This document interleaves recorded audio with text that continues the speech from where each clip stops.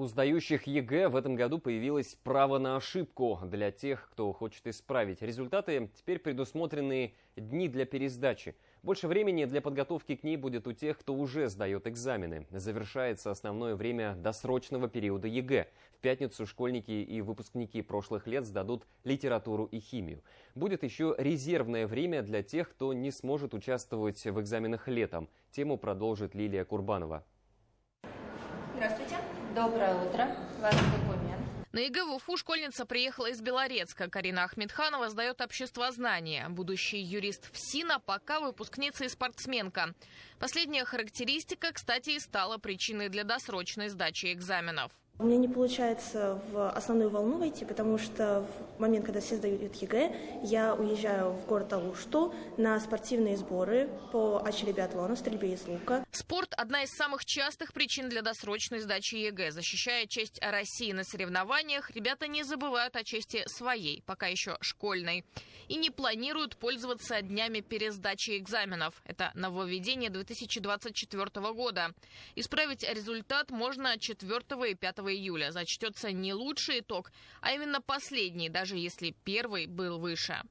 У меня 6 июня уже намечаются сборы всероссийские в Москве, в Новогорске, по пятиборью. Из-за этого мне пришлось заранее сдавать. Я на ОГЭ сдавал информатику.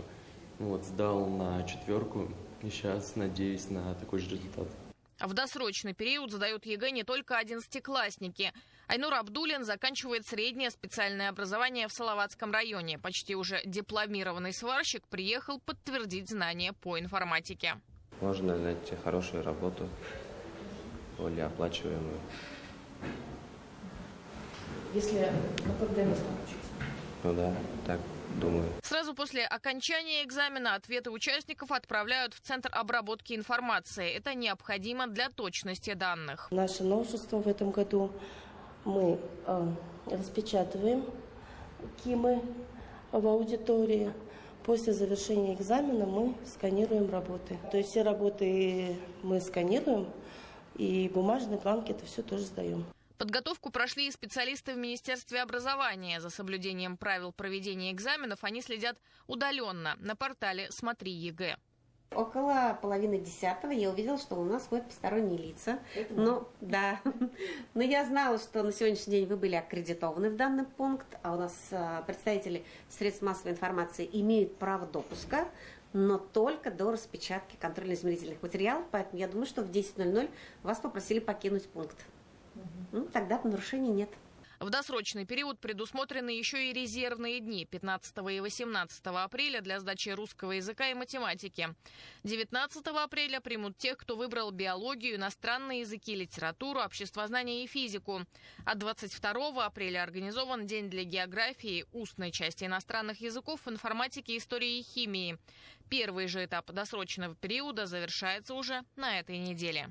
Основное время для досрочной сдачи ЕГЭ завершается 12 апреля вместе с 2 предметами – химия и история. Причем в этом году для сдачи последней нужно знать период вплоть до 2022 года. Так что теперь школьникам приходится не только читать учебники, но и смотреть новости, чтобы обеспечить себе будущее, знать не только прошлое, но и быть в курсе о современном. Лилия Курбанова, Булат Садриев, Руслан Галямов, Рустам Галямов. Новости.